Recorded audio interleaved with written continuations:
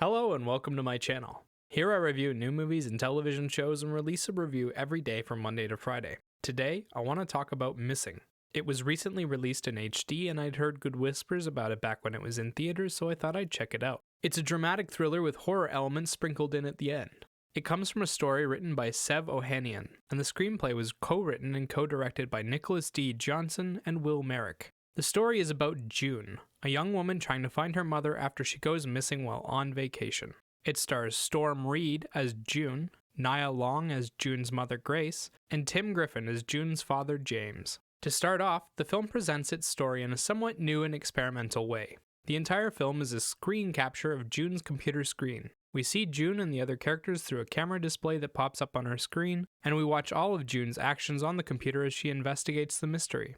We're taken through a journey from a few days before her mother leaves on vacation, right up until the conclusion. It feels like watching a 24/7 live stream of someone's life, and gives the audience the feeling of knowing June's thoughts, while also feeling like a helpless observer. This perspective allows the film to really capture your attention, and if you let it, it will sweep you up into its exciting flow. But it also limits what the actors can do with their performance. Most of what we see is their upper bodies or the camera zoomed in on their faces, and we miss out on a lot of the body language that the actors are expressing. This perspective is also cleverly used later in the film during the reveal, and it makes you really think about everything you've seen and the assumptions you've made about it all. I was personally blown away when they finally zoomed out and showed what was really going on. After the reveal, the film uses the perspective to create a truly horrific scenario in which the helpless observer feeling from before becomes hyper-relevant. The grainy security cameras that end up taking over the screen make the film feel sort of like a live leak video of some tragedy or another Blair Witch project. Watching everything play out through multiple screens was great for building tension.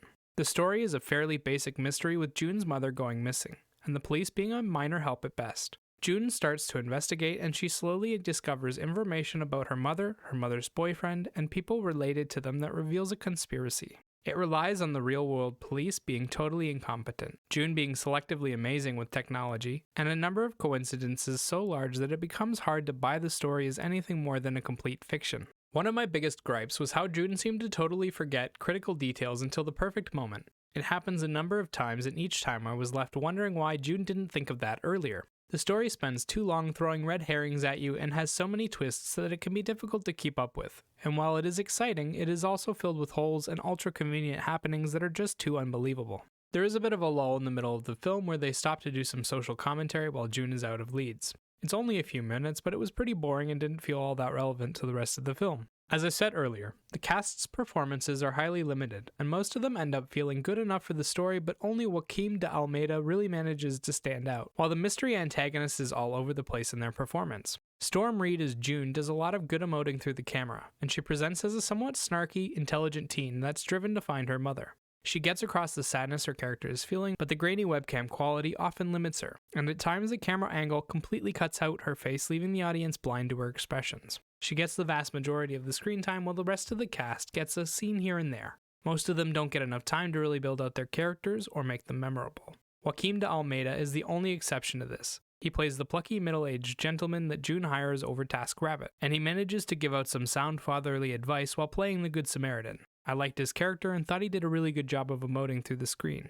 He gets across a lot of emotions in a short period of time. The mystery antagonist was quite hard to read, and for two different reasons. The first is that the film is intentionally manipulating how you see the character the first time they're introduced. It shows you them in one light, and then like the perspective reveal, the film shows you that there's more to this character as well. It makes it hard to understand them and feels a little jarring, but makes a solid point about how easily a tiny perspective change or a little bit more of the picture can completely change your mind about someone. The second is that the actor is almost always obscured.